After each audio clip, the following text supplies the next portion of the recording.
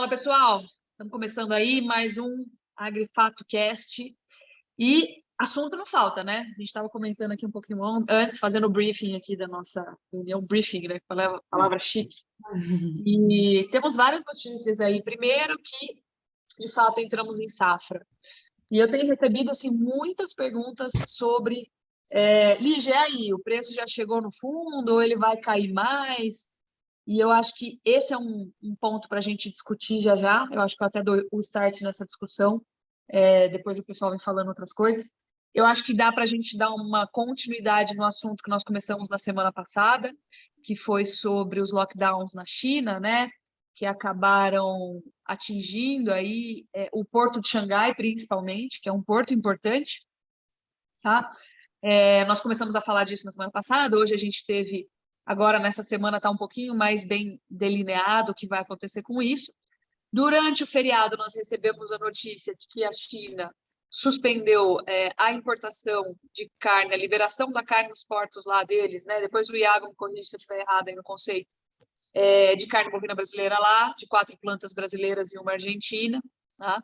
Então, assim, não tem alívio, né? Não tem sossego. China continua se mostrando um cliente bastante temperamental, e dada a influência hoje que tem na demanda total, né, de tudo que a gente produz, que é grande, né, de 15% a 20%, a depender do momento aí, isso traz efeitos colaterais, tá? Inclusive, a Laura pode me reforçar essa ideia, mas a gente já sabe de prêmios China sendo cortados, e até mesmo ou reduzidos em determinadas praças ou anulados em outras, né? O que faz sentido, já que determinadas plantas não podem mais vender para aquele mercado, mesmo que seja temporário, tá? E a gente tem também um pouquinho de margem de confinamento para falar o que isso pode significar lá na frente, o que fazer diante dessa situação. Então, tem bastante assunto, e o Stefano vai trazer a atualização dos grãos aí, que tem sido chave para a gente conseguir projetar o resultado do confinamento, que é o que a gente observa daqui para frente para pensar em oferta, tá? O início da corrida eleitoral aí já foi dado também praticamente, vamos falar, né? Os motores estão se aquecendo, então tem coisa para colher aí em termos de demanda também, já que a economia se prepara para receber 4,9 bilhões de fundão eleitoral, e isso aí tem, querendo ou não, uma influência sobre o consumo de carne. Então vamos lá, acho que eu vou começar falando um pouquinho sobre essa pergunta que eu recebi aí várias vezes essa semana. É engraçado, né? As pessoas, a gente levanta as caixinhas de pergunta lá no Instagram, conversa com os clientes, e as perguntas às vezes são parecidas, né? Elas são de pessoas diferentes, que não se conhecem muitas vezes, que não sabem da pergunta um do outro, mas a pergunta vem parecida. E acho que uma pergunta importante foi essa, né, Ligia? Aí, o mercado parou, já chegou no fundo, o que você acha? E assim, a resposta exata para essa pergunta, né, só Deus, o futuro a Deus pertence, eu costumo dizer isso, mas nós temos aí uma estatística, né, um passado para estudar, e uma lógica, um racional para seguir, para tentar avaliar o que pode acontecer daqui para frente. E no racional, a gente inclusive gravou, né, está disponível lá na Escola de Mercado, uma aula bem aprofundada sobre sazonalidade. Então, eu vou começar falando de sazonalidade para tecer o racional dessa pergunta, desse argumento. Por quê? O pecuarista ele conhece muito bem a sazonalidade, né? Ele sabe quando chove, quando não chove. Mas ele precisa ter em mente que isso traz consequências para a oferta de gado. Muitas vezes, quando a gente fica na torcida ou fica ofendido quando fala que os preços vão cair mais, a gente esquece desse racional. Isso é uma grande verdade. Infelizmente, a média, né, ainda trabalha dessa forma na torcida. E o que acontece? Janeiro, fevereiro e março são meses acima da média em termos de pluviosidade e luminosidade, tá? Que é tudo que o capim precisa para crescer. Precisa de luz, temperatura, né? Que vem junto com a luz, vamos falar assim. Luz, temperatura e chuva. Aí cresce, que é uma beleza. Se você ligar aquele time-lapse, né? Aquela gravação lá do celular de um dia para o outro, você vai ver o capim crescer. É muito legal isso. Mas a partir de abril, que é o que nós estamos vivendo hoje, ó, tô de manga comprida. Começa a diminuir a luminosidade, diminuir pluviosidade, volume de chuvas, tá? E a temperatura começa a cair. Então, eu estou aqui no interior de São Paulo, talvez isso seja um pouco diferente, mas lá no Mato Grosso do Sul, eu sei que já começou a cair também, por exemplo. Sul do Mato Grosso, aí um pouco, acho que o Iago pode falar melhor do que eu, mas basicamente o que a gente tem agora é uma qualidade menor, né, condições menos favoráveis para o crescimento do capim. E a partir de maio, menos ainda. Então, a gente começa a sentir a decadência da qualidade do capim, uma menor condição, uma pior condição, na verdade, para que o gado continue engordando, ganhando peso, e até mesmo começando a perder, principalmente a partir de maio. Então, quando chega essa situação, isso ainda não chegou, mas está começando a se formar.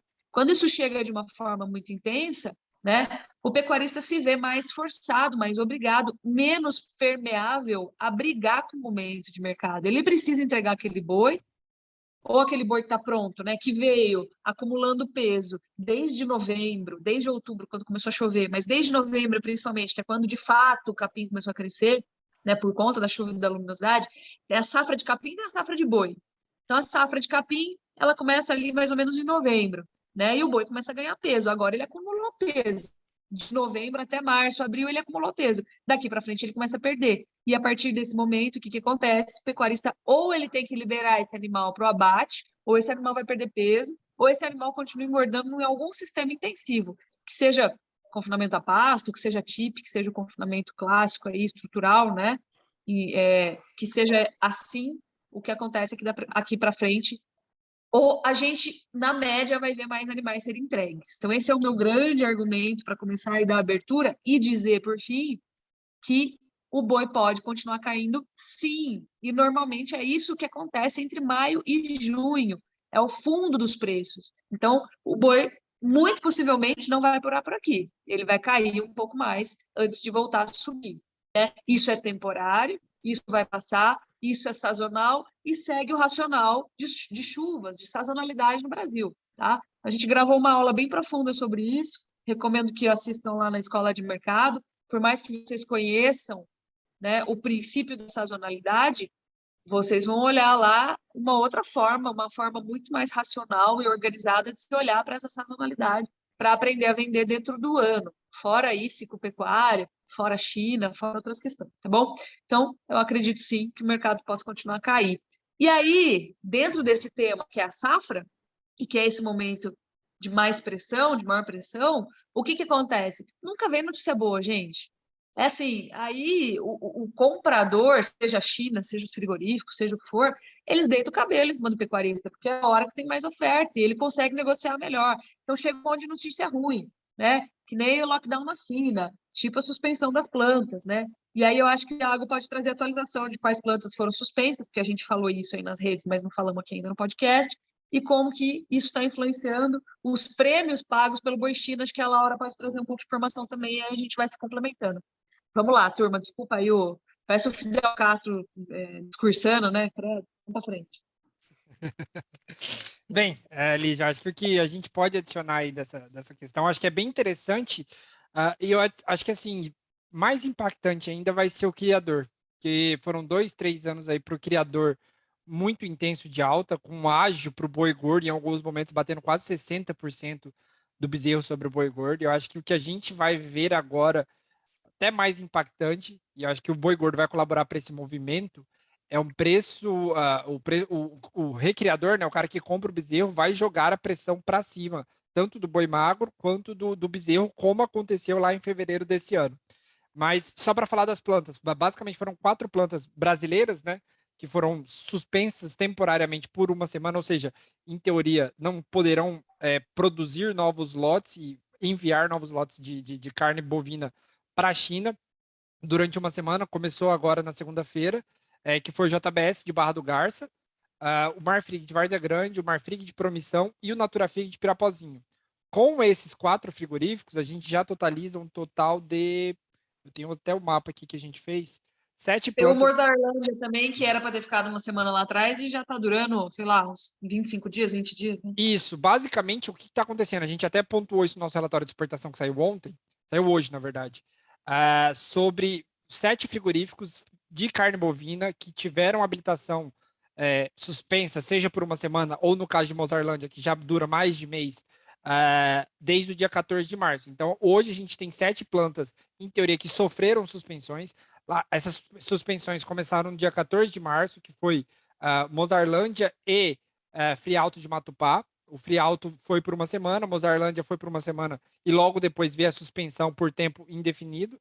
E agora mais essas 4 plantas que se juntaram basicamente nessas suspensões aí que trazem, na minha percepção, um medo, e pelo que eu tenho conversado com o pessoal, né, com a turma, o receio é de que isso, até onde isso vai se estender, e principalmente para as plantas de pequeno e médio porte. Por quê? Em teoria, um frigorífico de grande porte, ele consegue redirecionar esse envio para a China, né? Então, ele consegue sair de uma planta que nem aconteceu em Mozarlândia, eles mandam para Goiânia e de lá fazem um envio.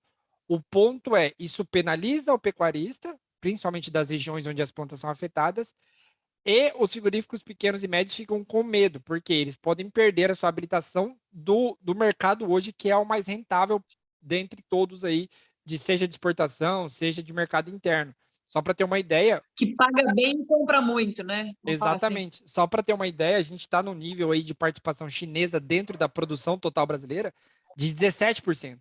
Isso é basicamente a cada 6 quilos de carne produzida no Brasil, 1 vai para a China. Então, essa informação e esse número, ele impacta muito a pecuária brasileira. Então, por isso que a gente está cada vez mais olhando para a China. Hoje a pecuária não se... Antigamente, né, a gente olhava muito para o mercado interno na hora de analisar a pecuária, e agora parece que a China ganhou uma importância que não tem como você falar de pecuária no Brasil sem falar da China nesse momento. É muita influência, né? E é interessante porque ó, teve até um despacho do Ministério apontando o motivo. E para mim, assim, gente, sinceramente, é uma coisa que virou, vamos ser bem sinceros, né? Virou, assim, marmelada, né? Os caras apontam traços de Covid nas cargas. Meu, da planta frigorífico, troço embalado, até chegar lá e analisar, né? Vamos falar a verdade, tem 1000 possibilidades de ter contaminado a embalagem ali, entendeu? Porque a carne chega lá embalada, né? O cara não vai abrir para inspecionar a carne por dentro. Então, isso aí vem do lado de fora. Então, é bizarro. Fora que tem lá uma taxa, eu estava calculando a taxa ontem de mortalidade da Omicron lá na China, para eles terem feito esse lockdown, dá 0,083%, é muito baixa. É mais baixa que uma gripe comum. Então, a gente se questiona, né? Fala, cara, o que isso, esse traço na carga pode significar em termos de risco à saúde humana, né? Se você considerar a falta de segurança alimentar nas zonas rurais chinesas, é muito mais perigoso, muito mais chamativo do que um traço de Covid numa embalagem que veio lá do outro lado do mundo. Então, assim, para mim fica um gostinho, posso estar enganada, né? Me perdoem a licença poética para falar, mas posso estar enganada, mas fica um cheiro de marmelada, assim, justamente durante a safra. Então, é o que eu falei, vocês já viram chegar notícia boa no meio da safra? Não vem, né? Se vocês lembrarem, por exemplo, a Operação Carne Fraca veio lá no final de março, começo de abril, Joesley Day veio em 19, né? Desculpa se eu errei o Sim. dia, 12, 19 de maio. Greve dos caminhoneiros. Greve dos caminhoneiros em junho. Então, assim, é duro, né? A gente tem notícias, tem um ganho aí de potencial de notícias ruins que ficam marcadas durante a safra. Então, eu acho que fica a mensagem, né? E agora? O que eu faço? Não está dando resultado. Cara, a trava é antes, né? Mas ninguém avisou. Mas ninguém avisa mesmo. Deu margem, estabeleça aí um nível de margem desejado e comece a travar. Está inseguro? Usa put, que é o seguro de preço mínimo, né? Vulgarmente chamado, assim, falado. E eu acho que a gente, assim, sem querer falar, eu avisei, mas a gente avisou bastante aqui, né? Preço está bom, preço está subindo em pleno março, em pleno fevereiro, vamos começar a fazer, depois entra a safra, né? Tem um risco China aí muito alto, a gente nunca sabe quando que China vai engasopar, a gente sabe que vem, assim, de repente, a surpresa veio no último trimestre do ano passado. Então, assim, vamos para frente, né? Vamos focar cada vez mais em margem, principalmente agora que a gente está virando para a fase de baixo do ciclo pecuário, o risco fica muito maior. Solta aí, Laurinha. Laura tá até coçando para falar. Não, é interessante esse gancho que você pegou, porque às vezes o cavalo passa arriado uma vez, né? A gente avisou várias vezes, o cavalo passou arriado várias vezes, não nos mesmos patamares ali de 340 que o Maio bateu, mas tivemos outras oportunidades também de travar e às vezes não garantir a melhor margem do mundo, mas garantir uma margem e não ter prejuízo nas operações, né? Então, essa questão de acompanhamento aqui, puxando um pouco de sardinha até para a nossa equipe, mas a gente fica o dia inteiro aqui sentado analisando o mercado e analisando essas oportunidades que o mercado pode dar para a gente. Então, é importante a gente focar nesses pontos de entrada e ser ágil também, né, nas operações, em realizar essas travas aí. Não só analisar, mas ter agilidade também para efetivar realmente os negócios, né? E aí, entrando também na questão de boi China, aí, né? Com a saída desses frigoríficos, agora mesmo que primeiramente, assim, num primeiro momento, seja um curto espaço de tempo, já dá um diferencial de base também, que já estava alargado, mas que pode ter percentual, chances de aumentar ainda mais, né? Porque tendo uma menor oferta naquela região, por exemplo, em Goiás, pensando em Mozarlândia, que é o frigorífico que mais abatia boi China no Brasil, pensando numa saída desse frigorífico do mercado, na região ali de Goiás, você vai ter uma menor oferta pelos animais. Então, a chance de abaixar ainda mais o preço em relação à praça referência, que é São Paulo, pode ser maior ainda, apesar de já estar com um spread largo aí. E, além disso, a gente viu em alguns estados o prêmio pelo boi China, às vezes, não sendo nem pago, né? Ou se chegaram a pagar R$5, né? Por arroba. Então, realmente os reflexos da China na conta do pecuarista brasileiro. E eu acho que aquela suspensão de Mozarlândia, por exemplo, ela foi bem simbólica, e a gente falou isso aqui no podcast, né? Quem quiser, volta aí nas edições. É muito simbólico, o cara falou, cara de marmelada, acho que eu usei exatamente essa palavra, e para a planta que mais abate no Brasil, boi China, né? Então, isso é muito simbólico. Será que é uma mensagem? Será que é um sinal, um recado? Porque, entendeu? E aí já fica, né? E aí o pessoal pergunta, e aí, trava ou não? Cara, trava já, tá seguro, compra a put. Ah, mas a put tá cara. Cara, faz parte do game, né? Sim. Não tem head perfeito, não tem solução perfeita. Inclusive, ontem eu recebi um relato que eu achei, assim, cara, muito válido, né? Eu segui a recomendação de vocês lá na escola de mercado, na plataforma na verdade era o Agrifato Research, né? Ele chamou de plataforma de escola de mercado. Ele falou, segui a recomendação e comprei put, mas agora me ferrou do mesmo jeito, porque eu perdi o prêmio, eu tô vendendo no MT. E o prêmio é o que estava salvando minha operação. Ele tá vendo, gente, o head, ele é vendido errado, né? Vendido entre aspas. Ele é divulgado de maneira errônea. Ele não garante nada. Assim, não tem garantia, tem uma redução do nível de risco. Então, assim, o cara tá perdendo o prêmio, mas o preço, pelo menos, está sendo contornado pela put que ele comprou. Ok, podia estar sendo muito pior. Então, não tem garantia de nada, cara, de diferencial de base, do prêmio. Essas garantias a gente não tem como fechar, mas você acaba reduzindo o nível de risco. Então, essa é a função, né? Eu acho que vale sempre a pena a gente voltar para esses pontos assim basilares, né? Do que é, o que significa. Porque o cara vem com a ideia errada, achando que o negócio é garantia, que ele vai vender no melhor preço. Não tem isso, tem uma redução no nível de risco, né? E isso vale também para o que acontece com o custo nutricional, principalmente. Ou os insumos dolarizados, né? E aí eu entro, acho que entra na seara aí de Stefan. Stefan, o que você traz de atualização para a gente? Cara, acabei de receber uma imagem aí dos navios parados na China, até compartilhei com vocês lá no grupo. Cara, bizarro, né? É um caos total. E como que isso está influenciando aí no custo dos grãos? Porque a gente sai de quebra de safra, entra em problema Rússia-Ucrânia e agora entra em lockdown de Xangai, deixando, por exemplo, muito mais aquecido o risco de frete, né? De custo de logística globalmente, etc. Toca o pau aí. Lígia, por hora, sem alívio nenhum de custos para produção de grãos, para produção de pecuária, principalmente aí também olhando o frete aqui no interior do Brasil, né? O combustível continua subindo devagar, mas está subindo. A gente vem notando isso nessas últimas semanas. Então, o que a gente tem de cenário, né, de novidade mais assim relacionado ao cenário internacional? foram essas altas aí mais significativas ontem. Chicago voltou aí a escalar patamares recordes para o milho, né? Acho que fazia uns 10, 12 anos que a gente não via Chicago superar aí os $8 por bushel, influenciado por fatores internacionais, né? Plantio de milho nos Estados Unidos começou a estar um pouco atrasado. Você tem região que está mais seca, você tem região que está sob nevasca, teve registro de neve, né? Então começa assim um pouco conturbado. Isso já traz um estresse para o mercado internacional de milho. Ao mesmo tempo, a soja vai na mesma linha, com esse início de plantio um pouco mais conturbado. Do lado dessa questão da China, né, você tem esse problema logístico que afeta a disponibilidade de navios, afeta preço da soja no porto, afeta preço de fertilizante também para escoar, que fertilizante também não deu nenhum alívio, nenhuma sinalização de queda aí com essa recuada da Rússia. Então, a gente continua ainda com um cenário aí de que os preços vão continuar em patamares elevados. Hoje, olhando o que a gente tem de paridade de exportação para o restante desse ano, a gente não vê o milho no porto baixar de R$90 a saca.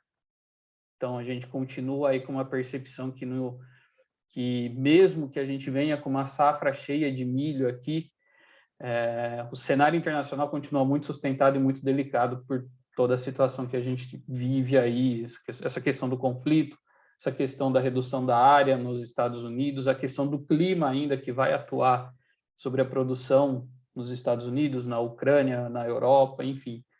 E a única novidade que a gente tem, né, que pode trazer aí um impacto, um alívio momentâneo, é que na Argentina o governo entrou ali teve um acordo com os caminhoneiros que estavam em greve. Então, isso momentaneamente traz uma redução da pressão do mercado internacional sobre o Brasil, e a gente pode ter uma diluição aí do apetite internacional para todas as commodities, para milho, para farelo de soja, principalmente farelo de soja. Mas olhando o cenário de milho, a gente aqui ainda no Brasil tem um cenário aí, uma estiagem um pouco mais prolongada agora nesse final de abril, começo de maio. Isso pode trazer um estresse no mercado. Acho que a partir da próxima semana, né, esse cenário se confirmando aí, essa estiagem se confirmando, a gente já pode ver algum movimento aí inicial de redução das expectativas de safra, principalmente no Centro-Oeste, Minas, São Paulo, onde essa estiagem vai vir aí um pouco mais intensa. E mesmo que a gente venha aí, né, com esse cenário de preços elevados, o interior ele tende a alongar um pouco o diferencial de base, né? A gente viu isso acontecer nessas últimas semanas, desde quando o milho começou a recuar. Mas ainda a gente tem aí um cenário de que a exportação ela já está se movimentando mais. Essas primeiras semanas aí de abril, a gente já jogou no mercado internacional mais de 230 mil toneladas de milho, mais de 100 mil toneladas comparado ao que foi ano passado, né, ao mês de abril do ano passado. Então, a gente já vê uma parte desse buraco global aí está sendo preenchido aqui. Já está sendo preenchido. Ele começou, né, o movimento começou quando a guerra estourou. Os países vieram se comprando, se posicionando já para esses embarques de abril, antecipando embarques para maio. A gente vê o prêmio de exportação do milho, que chegou a níveis aí de $1,20, $1,40 por bushel. Hoje, para maio, o prêmio ainda está bem esticado, está acima de $1 o bushel. Já para o período de oferta, a gente já vê o mercado um pouco mais achatado, mas qualquer estresse que venha acontecer no cenário internacional, o mercado volta aqui e vem com toda a força aí para o mercado brasileiro. Isso vai refletir em preço no porto, mas talvez no interior a gente tenha um movimento aí, um pouco de pressão típica da oferta, preços um pouco mais relaxados, mas a gente tem que tomar esse cuidado, né? Há umas 2 semanas atrás, a gente soltou um relatório de recomendação quando a gente viu a B3 ali galgar os R$86, R$87, ensaiando ali o que ia acontecer. A gente foi um pouco agressivo, recomendando, cara, trava 60%, 70%, porque se não dá para ir comprando de pouco em pouco, protegendo de pouco em pouco num cenário de risco, como a gente está vendo. Fica mais difícil. Fica mais difícil você pegar, né, ver que a bolsa chegou no seu melhor momento e falar, cara, vai comprando de pouco em pouco. Às vezes você fica um pouco com receio, né? Tudo bem, a gente tem aquela tese de formar o preço médio, mas, cara, chegou ali na mínima, é momento de você fazer as proteções, né, no futuro e esperar a colheita também e ir complementando ali com compra no físico, que vai ter ali no melhor momento. Mas a gente pondera aí que o cenário está bem delicado, a gente vai ter fator de formação aí atuando ainda forte, milho B3, mercado interno aqui, CPE, dificilmente baixa de R$80 com todo esse cenário, toda essa problemática. Farelo de soja começou a dar um recuo, começou a dar uma sinalizada, mas olhando o cenário internacional, vamos ver o que acontece com a safra dos Estados Unidos. A Argentina agora entrando no jogo, acho que dá mais uma arrefecida no movimento. E o que a gente tem aí é DDG que está em produção recorde, né?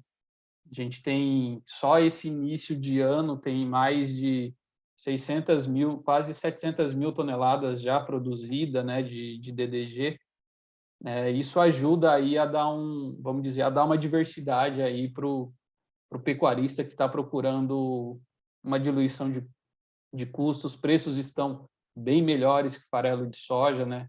Hoje, se a gente tem farelo de soja R$ 2.500, R$ 2.600 a tonelada em Mato Grosso, o DDG você encontra na casa de 1.600, 1.500. Então, você tem aí Tem que buscar alternativas. Buscar outras alternativas. Legal. Tá certo. Eu acho que tem um ponto aí importante que você colocou, que é, nesse cenário de risco, cenário de volatilidade aumentado, você queria acertar fundo e pico, é muito difícil, gente. É muito arriscado, né?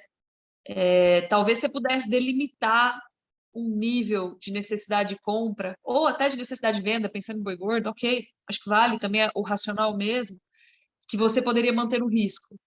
E talvez uma boa parte aí buscar margem, né? Margem é maior que preço. Preço é menor que margem, gente, não adianta. Então, eu acho que esse relatório de recomendação aí, esse relatório de comercialização, né, estratégia de comercialização que a gente divulga, ele veio muito a calhar. Eu acho que vale a pena conhecer, por sinal. Porque veio bem nessa linha, né? Cara, a gente estava falando de milho de 115 ontem. Agora nós estamos falando de milho de 90 nos portos ali. Vamos, né? Vamos trazer para dentro. A gente não tem garantia nenhuma dentro desse cenário. Então, e isso foi antes do lockdown, né? De Xangai, só para vocês terem uma ideia. Então, assim, é bomba explodindo todo lado. Fala aí, Laurinha. Sim. Só voltando um pouquinho para o boi que a gente tinha esquecido de comentar, e linkando até com essa questão dos grãos que o Stefan falou, né? De margem de confinamento, que a margem hoje está muito alta, e principalmente, assim, puxar também pelo boi magro, que é o maior custo, né? Representa cerca de 70% do custo hoje de um confinamento, ou de produção de um animal, né? Seja ele confinamento ou não, quando a gente fala a pasto, ele ainda representa maior, porque o custo a pasto é menor, mas é muito impactado pelos grãos também, esse custo do confinamento é muito alto. A gente fala uma diária de R$25. Eu fiz uma conta aqui breve, mas considerando a aquisição de um boi magro de 12,5 arrobas a R$4.000 e a diária de um confinamento a R$25, a gente tem hoje um prejuízo por animal de mais de R$260. Considerando tela agora, tá, para outubro.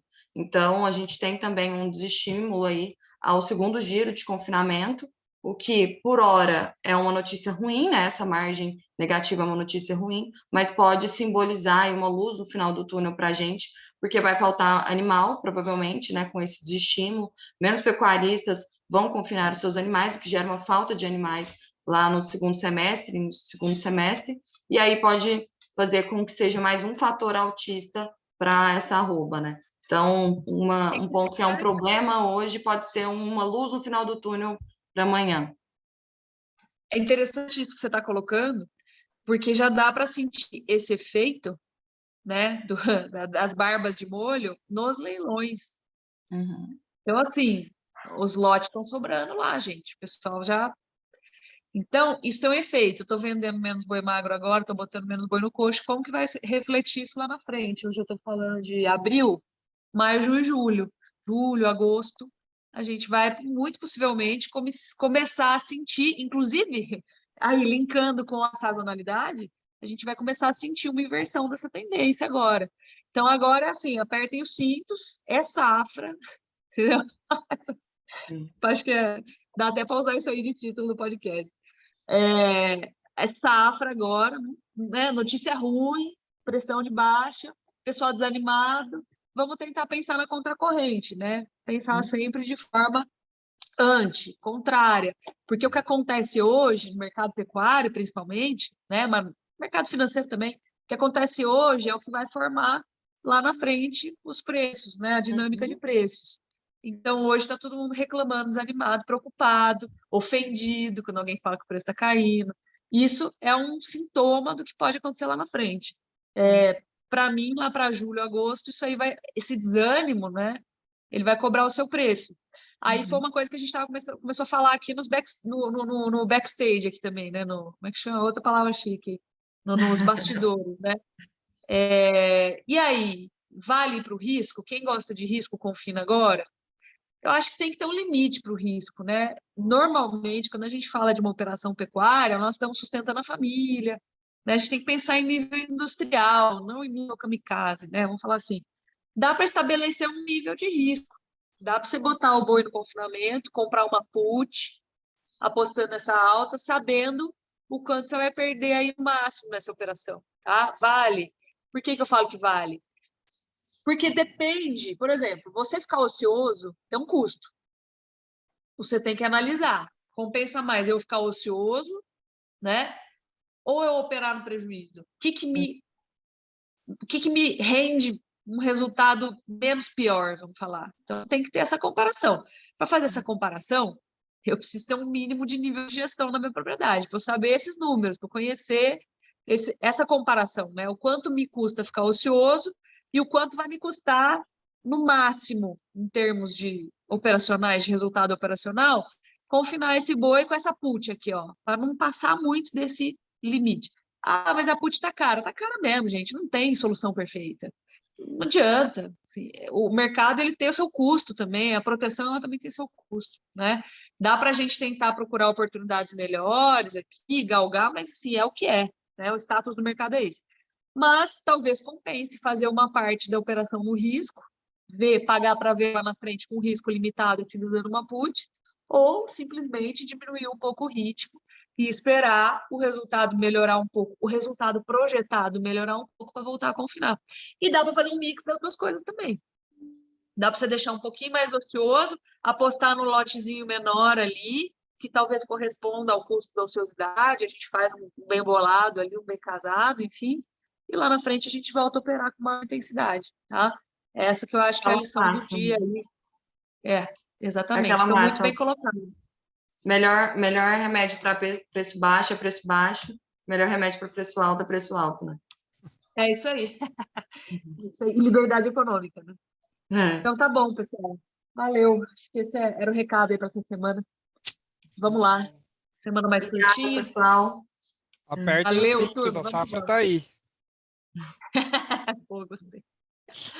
Valeu, obrigadão. Valeu, turma. Valeu. Bom trabalho, pessoal. Um abraço.